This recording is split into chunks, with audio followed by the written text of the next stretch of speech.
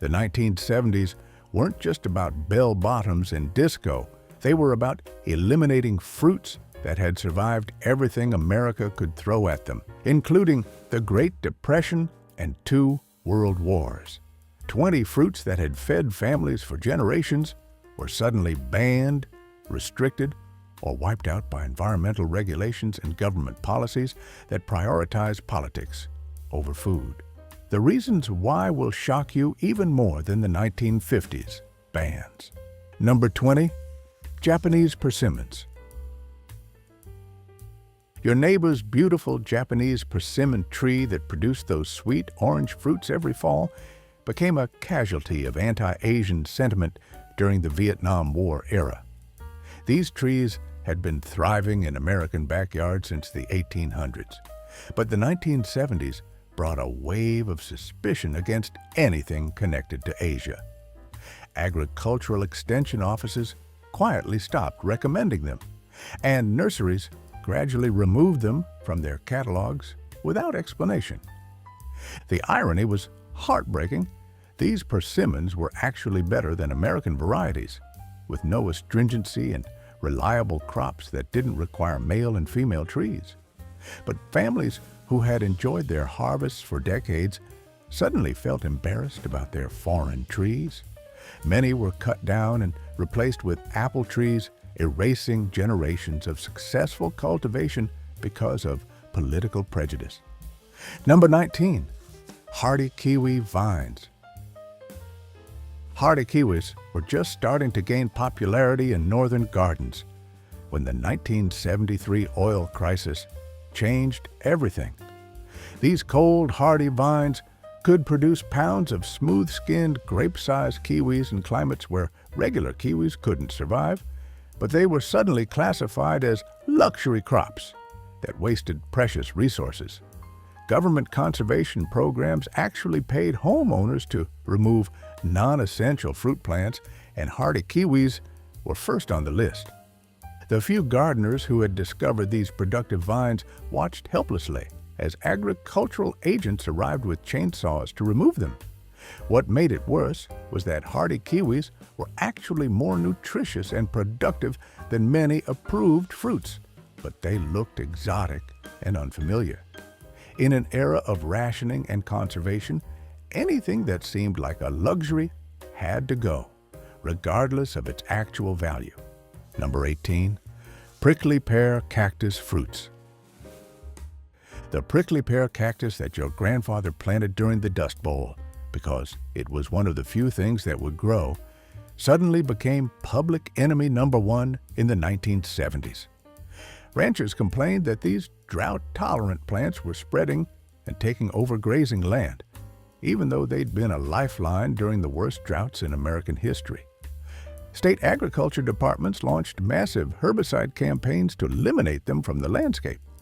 Those ruby-red fruits that had sustained families through the Depression were now considered worthless weeds. The sweet, nutritious pads and fruits that Mexican-American families had harvested for generations were sprayed with chemicals and bulldozed into piles. What had once been free food growing in the harshest conditions became a target for destruction, all because cattle ranchers wanted more grass for their herds.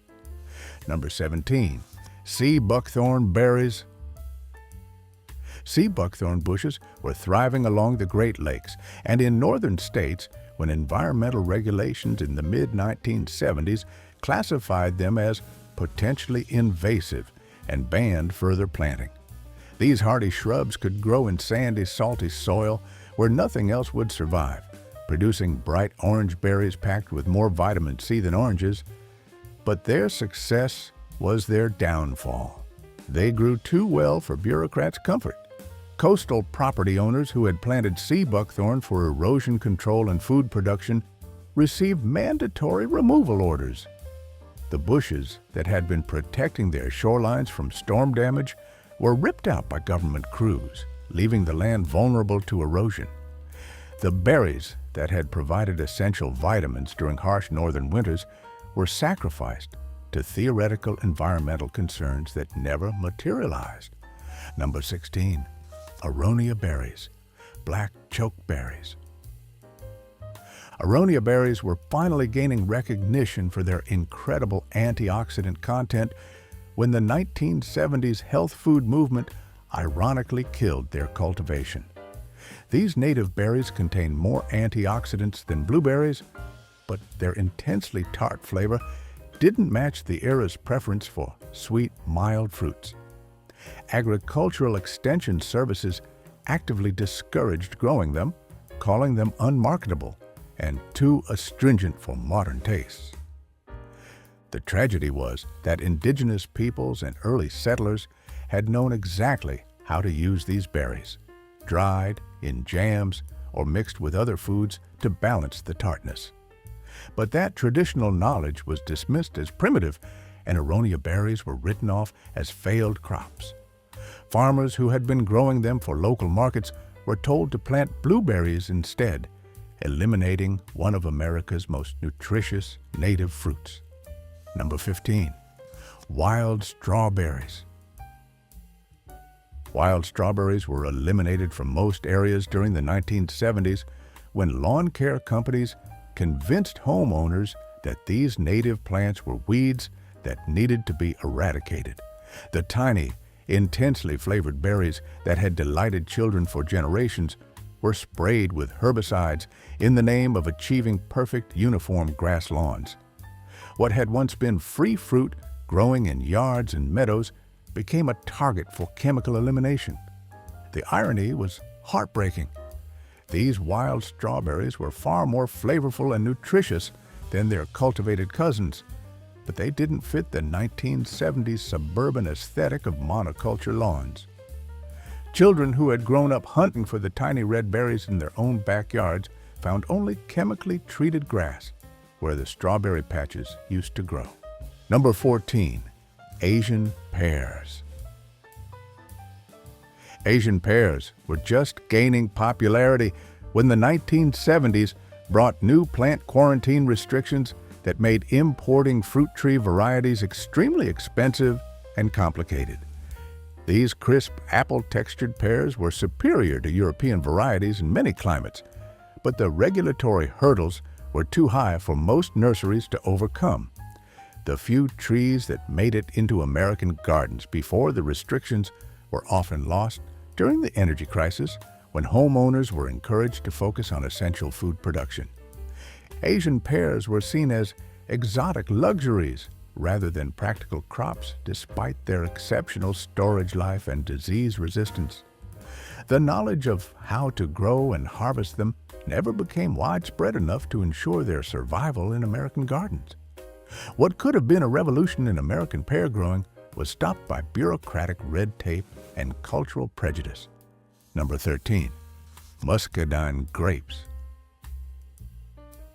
Muscadine grapes were discouraged from cultivation during the 1970s when their thick skins and strong flavor were deemed unmarketable compared to thin-skinned table grapes that could be shipped nationwide. These incredibly hardy native grapes could survive diseases that killed European varieties, but their wild appearance and intense flavor didn't match consumer preferences for mild, familiar fruits. The grapes that had sustained Southern families for generations were now considered primitive and unrefined compared to California table grapes. Agricultural extension services recommended removing muscadine vines and replacing them with European varieties that required more care but looked more commercial. The genetic resistance to diseases and pests that made muscadines valuable was sacrificed for appearance and marketability. Number 12. Honeyberries. Honeyberries were eliminated from American cultivation during the 1970s when new agricultural inspection requirements made it too expensive for small nurseries to maintain the diverse fruit collections that included these unusual berries. These early ripening fruits could survive temperatures down to minus 40 degrees Fahrenheit and produce crops weeks before any other berry. But they required specialized knowledge that was concentrated among a few northern growers. The berries taste like a cross between blueberry and raspberry, with exceptional nutritional value and unique flavor compounds.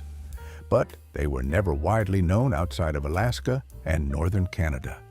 And the 1970s consolidation of the nursery industry meant that unusual varieties like honeyberries were dropped in favor of more commercially viable crops.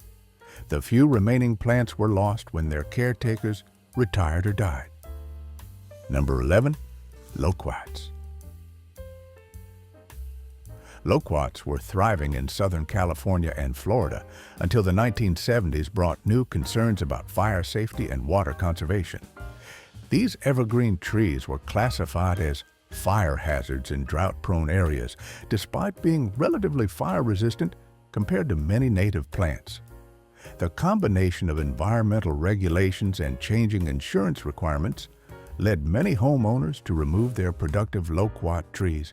The sweet, apricot-flavored fruits were beloved by those who grew them, ripening in late winter when few other fresh fruits were available. But loquat suffered from poor marketing and unfamiliarity. Most Americans had never heard of them, let alone tasted them. Without strong consumer demand, they were easy targets for removal when environmental concerns arose, and few people fought to save them. Number 10, beach plums. Beach plums were wiped out during the 1970s coastal development boom when their natural habitat was bulldozed for condominiums and beach resorts. These salt-tolerant native plums had provided free fruit for coastal families for generations, but they grew in exactly the locations that developers wanted for oceanfront properties. Environmental impact studies somehow failed to mention the loss of this traditional food source. The small, intensely flavored plums that made the world's best beach plum jelly disappeared along with the dunes and scrubland where they grew. Families who had annual beach plum gathering traditions found their favorite spots buried under parking lots and swimming pools. The few attempts to transplant beach plums to other locations failed because they were so specifically adapted to coastal conditions. Number 9, Jujube fruits. Jujubes had been successfully grown in the American Southwest since the early 1900s, but the 1970s brought new restrictions on water usage that made these drought-tolerant fruits seem like luxuries rather than necessities. Ironically, jujubes actually required less water than most conventional fruits, but they were lumped in with other exotic crops that water authorities wanted to discourage in favor of native desert plants. The fruits themselves were incredibly nutritious and could be eaten fresh, dried, or processed into various products. Chinese immigrants had brought the knowledge of how to cultivate and use jujubes, but anti-Asian sentiment during the Vietnam War era made anything associated with Asian culture suspect. Agricultural extension services stopped recommending them, and nurseries gradually stopped carrying the trees as demand declined. Number 8, cloudberries. Cloudberries were eliminated from American cultivation during the 1970s when wetland protection laws made it illegal to disturb the bog environments where these Arctic berries naturally grew. These golden berries were prized by northern peoples for their exceptional vitamin C content and unique flavor, but they required very specific growing conditions that were increasingly protected by environmental regulations. The berries are considered a delicacy in Scandinavia, with a complex flavor that's both tart and sweet. But cloudberries are notoriously difficult to cultivate outside their natural habitat, and the few successful attempts in northern states were shut down when their bog gardens were classified as protected wetlands. The 1970s environmental movement prioritized habitat preservation over food production, and cloudberries were casualties of this shift in priorities. Number 7, elderberries. Elderberries made a comeback during the early 1970s natural foods movement, but they were quickly banned from many areas when insurance companies refused to cover properties that grew toxic plants. A few highly publicized cases of children getting sick from eating raw elderberry bark and leaves created a panic that ignored centuries of safe use when properly prepared. Liability lawyers convinced municipalities to ban elderberry cultivation entirely rather than risk lawsuits. Families who had been making elderberry syrup and wine for generations watched as health inspectors ordered their bushes destroyed. The same berries that had boosted immune systems through countless flu seasons were now considered too dangerous to grow. What made it worse was that properly prepared elderberries are completely safe and incredibly beneficial, but the legal system couldn't distinguish between proper and improper use. Number 6. Choke cherries. Choke cherries were systematically removed during the 1970s when livestock poisoning incidents led to their classification as dangerous plants that posed risks to both animals and humans. These native cherries had been safely used by indigenous peoples and settlers for centuries when properly prepared, but a few cases of cattle poisoning from eating too many leaves and bark created a panic that ignored traditional knowledge. Agricultural Extension Services launched campaigns to eliminate choke cherry thickets from pastures and roadsides using herbicides and mechanical removal. The tart cherries that made excellent jelly and syrup when cooked with sugar were destroyed along with the trees. Families who had traditional choke cherry gathering spots found them sprayed with chemicals and marked with warning signs about toxic plants. Number 5. Huckleberries. True huckleberries were eliminated from cultivation during the 1970s when commercial blueberry production convinced consumers that bigger was better and wild berries were primitive. These intensely flavored native berries were far superior to blueberries in taste and nutrition, but they couldn't be mechanically harvested or shipped long distances. The few farmers who grew them were pressured to switch to commercial blueberry varieties. The complex wine-like flavor of huckleberries was dismissed as too intense for modern palates that preferred mild, sweet fruits. Traditional huckleberry patches in mountainous areas were often destroyed during logging operations or forest improvement projects that favored timber species over food-producing plants. The knowledge of where to find wild huckleberries and when they were ripe was lost as rural populations moved to cities. Number 4. Crabapples. Crabapples were eliminated from most landscapes during the 1970s when ornamental plant breeding focused on creating sterile varieties that produce flowers but no fruit. The small tart apples that made superior jelly and cider were seen as messy nuisances rather than valuable food sources. Nurseries stopped selling fruiting varieties and promoted clean ornamental types that looked pretty but produced nothing edible. Homeowners who had inherited productive crabapple trees from earlier generations were convinced to replace them with sterile, ornamental varieties that wouldn't drop fruit or attract bees. The complex tartness that made crabapple jelly so superior to regular apple jelly was sacrificed for the convenience of trees that required no cleanup. Traditional crabapple varieties that had been selected for fruit quality over centuries were lost to the ornamental plant industry. Number 3.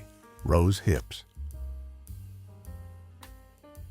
Rose hips were eliminated from most gardens during the 1970s, when the rose industry promoted hybrid varieties that produced spectacular flowers but no viable fruit. These vitamin C-rich fruits had sustained people through winter scurvy for centuries, but modern rose breeding focused entirely on flower size and color while ignoring fruit production. The few roses that still produced hips were often sprayed with chemicals that made the fruit inedible. Families who had traditional rose hip gathering spots found that the old-fashioned roses had been replaced with modern hybrids that produced either no hips or hips that were too small and bitter to use. The knowledge of how to process rose hips into jelly, tea, and vitamin supplements was lost as the roses that produced quality fruit disappeared from the landscape. Number 2. Hawthorn berries. Hawthorn berries were eliminated during the 1970s when these native trees were classified as fire blight hosts that threatened commercial apple and pear production.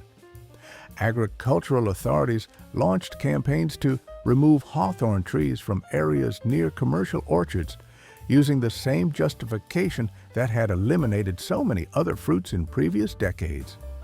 The small apple-like berries that had traditional medicinal uses were sacrificed to protect commercial fruit interests. The berries that had been used for heart medicine and food preservation for centuries were bulldozed along with the trees that produced them.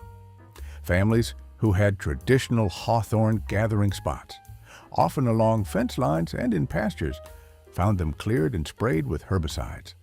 The knowledge of how to prepare hawthorn berries safely and effectively was lost along with the trees. Number 1. American ground cherries. American ground cherries were completely eliminated from cultivation during the 1970s when new pesticide regulations made it impossible to control the insects that attacked these native plants. Unlike their hardier Mexican relatives that survived, American ground cherries required chemical treatments that were banned by the new environmental regulations.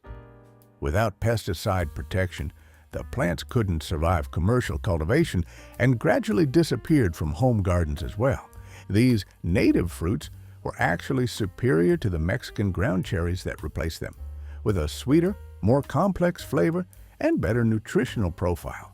But they were more susceptible to pests and diseases, making them casualties of the transition to organic growing methods. The few remaining plants were lost when their caretakers couldn't maintain them without chemical inputs, and the variety effectively went extinct in cultivation, taking with it centuries of American agricultural heritage. The 1970s proved that environmental concerns and changing regulations could eliminate fruits just as effectively as disease or economics. These 20 fruits disappeared not because they were inferior, but because they didn't fit the new priorities of a changing America. Hit that subscribe button and check out our next video about the fruits that were banned in the 1980s. The story gets even more shocking from there.